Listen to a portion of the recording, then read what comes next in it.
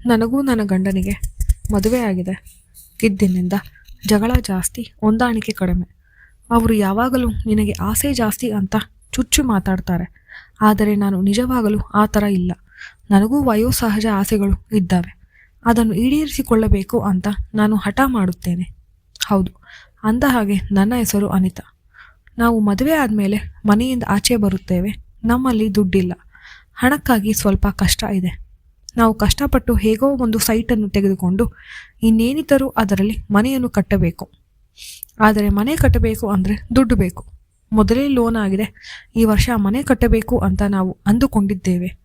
ಹೇಗೆ ಮಾಡೋದು ಅಂತ ಇಬ್ಬರು ಯೋಚನೆ ಮಾಡ್ತಿದ್ದೇವೆ. ಅವರು ಮನೆಯಿಂದ ತೆಗೆದುಕೊಂಡು ಬಾ ಅಂತಾರೆ. ನಾನು ನಿಮ್ಮಪ್ಪನ ಹತ್ತಿರ ಕೇಳು ಅಂತ ನಾನು ಹೇಳುತ್ತೇನೆ. ಇಬ್ಬರ ಮಧ್ಯೆ ವಾಗ್ವಾದವಾಗುತ್ತದೆ, ಜಗಳ ಆಗುತ್ತೆ. ನಾನು ಹೇಳ್ತೇನೆ, ಅದು ಹೇಗೆ ನಿಮ್ಮಪ್ಪ ನಿಮಗೆ ದುಡ್ಡು ಕೊಡಲ್ಲ ಅಂತ ಹೇಳ್ತಾರೆ. ನಾನು ದುಡ್ಡು ತೆಗೆದುಕೊಂಡು ಬರೋವರೆಗೂ ಈ ಮನೆಗೆ ಬರೋದಿಲ್ಲ. ನಾನು ಮಾವನ ಮನೆಗೆ ಹೋಗ್ತೇನೆ ಅಂತ ಹಠ ಮಾಡಿ ಹೋಗ್ತೇನೆ. ನಾನು ಮಾವನ ಮನೆಗೆ ಹೋಗಿ ಅವರಿಗೆ ಹೇಳಿದೆ, ನಾವು ಮನೆ ಕಟ್ಟುತ್ತಿದ್ದೇವೆ, ನಮಗೆ ನೀವು ದುಡ್ಡು ಕೊಡಬೇಕು. ಮಾವ, ನಾವ್ಯಾಕೆ ನಿಮಗೆ ಕೊಡಬೇಕು? ಇದು ನಾನು ಸಂಪಾದಿಸಿದ್ದು, ನಿಮಗೆ ಕೊಡುವುದಕ್ಕೆ ಅಲ್ಲ ಅಂತ ಕೋಪದಿಂದ ಹೇಳುತ್ತಾರೆ. ನೀವು ದುಡ್ಡು ಕೊಡುವವರೆಗೂ ನಾನು ಹೋಗುವುದಿಲ್ಲ. ಆಯಿತು, ನೀನು ಇಲ್ಲೇ ಇರು, ನಮಗೇನೂ ತೊಂದರೆ ಇಲ್ಲ. ಅತ್ತೆ ನನ್ನ ಮಾತಿನ ದಾಟಿಯನ್ನು ಕಣ್ಣು ಮಿಟಿಕಿಸದೆ ಕೇಳ್ತಿದ್ದಾರೆ. ಅತ್ತೆ ನನ್ನ ಜೊತೆ ಮಾತನಾಡುತ್ತಿಲ್ಲ. ನಮ್ಮಿಬ್ಬರ ಮಧ್ಯೆ ಜಗಳ ಆಗಿದೆ. ಅವರು ದೇವರ ಕಾರ್ಯದಲ್ಲಿ ತೊಡಗುವುದು ಜಾಸ್ತಿ. ಯಾವಾಗಲೂ ಧ್ಯಾನ ಅಂತ ಇರ್ತಾರೆ ಮತ್ತು ದೇವಸ್ಥಾನಕ್ಕೆ ತುಂಬ ಹೊತ್ತು ಹೋಗ್ತಾರೆ.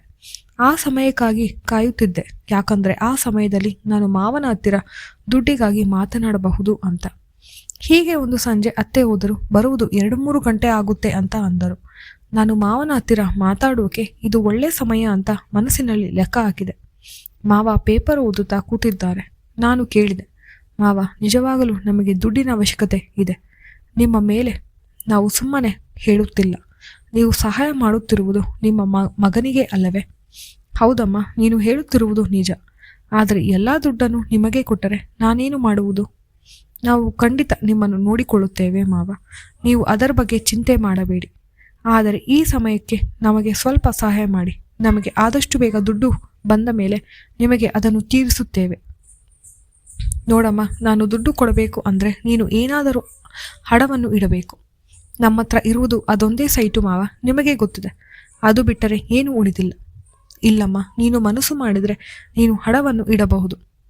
ಅವರ ಮಾತಿನ ಅರ್ಥ ನನಗೆ ಅರ್ಥವಾಗಲಿಲ್ಲ. ಆದರೆ ನಾನು ಅವರ ಕಣ್ಣನ್ನು ಗಮನಿಸುತ್ತಿದ್ದೇನೆ. ಅವರ ಕಣ್ಣು ಎತ್ತಲು ನೋಡುತ್ತಿದೆ. ನಾನು ಮಾವ ಅಂತ ಜೋರಾಗಿ ಕೂಗಿದೆ. ಹೌದಮ್ಮ, ನಾನು ಹೇಳ್ತಾ ಇರೋದು ನಿಜ. ನಿನಗೆ ಗೊತ್ತಿರುವ ಹಾಗೆ ನಿಮ್ಮತ್ತೆ ಯಾವಾಗಲೂ ದೇವರು ಅಂತ ಇರುತ್ತಾರೆ. ನನಗೆ 4-5 ವರ್ಷ ಆಗಿದೆ ನಿಮ್ಮ ಅತ್ತೆ ಜೊತೆ ಸೇರಿ. ನಿನಗಿನ್ನು ಯೌವನ ತುಂಬಿ ತುಳುಕುತ್ತಿದೆ. ಈ ಸೌಂದರ್ಯವನ್ನು ನೀನು ಅಡವಿಟ್ಟರೆ ನಾನು ನಿನಗೆ ಬೇಕಾದಷ್ಟು ಹಣವನ್ನು ಕೊಡುತ್ತೇನೆ. ನಾನು ಮನಸ್ಸಿನಲ್ಲಿ ಲೆಕ್ಕ ಹಾಕಿದೆ. ಗಂಡನೇ ಜೊತೆ ಜಗಳ ಆಡಿಕೊಂಡು ಬಂದಿದ್ದೇನೆ. ಹೇಗಾದರೂ ಮಾಡಿ ಹಣವನ್ನು ತೆಗೆದುಕೊಂಡು ನಾನು ಹೋಗಬೇಕು.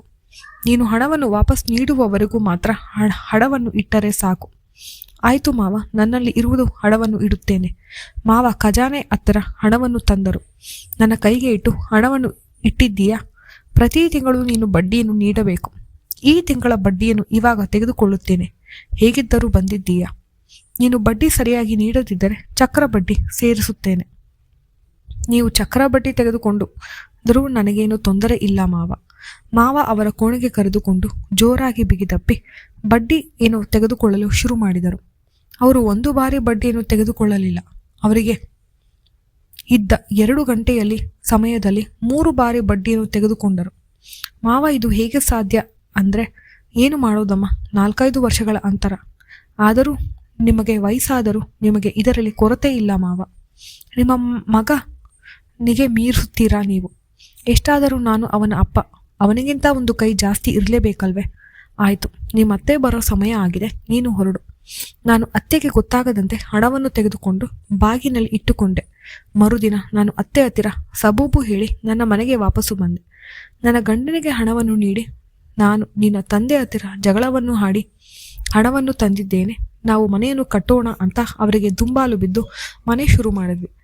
ಮಾವ ತಪ್ಪದೆ ಪ್ರತಿ ತಿಂಗಳು ಬಡ್ಡಿನ ತೆಗೆದುಕೊಳ್ಳಲು ಬರುತ್ತಾರೆ. ಒಂದೊಂದು ಬಾರಿ ತಿಂಗಳಿಗೆ 2-3 ಸತಿ ಬಡ್ಡಿ ಅಂತ ತೆಗೆದುಕೊಳ್ಳಲು ಅವರು ನಮ್ಮ ಮನೆಗೆ ಬರುತ್ತಾರೆ.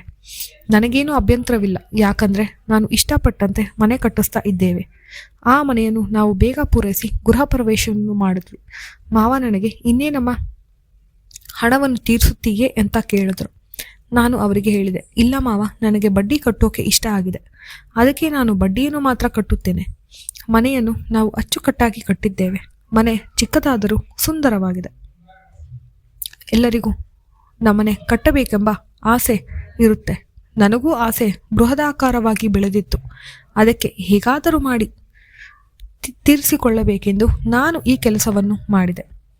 ಈ ಕತೆ ನಿಮಗೆ ಇಷ್ಟವಾದರೆ ದಯವಿಟ್ಟು ಲೈಕ್ ಮಾಡಿ ಮತ್ತು ಸಬ್ಸ್ಕ್ರೈಬ್ ಮಾಡಿ. ಧನ್ಯವಾದಗಳು.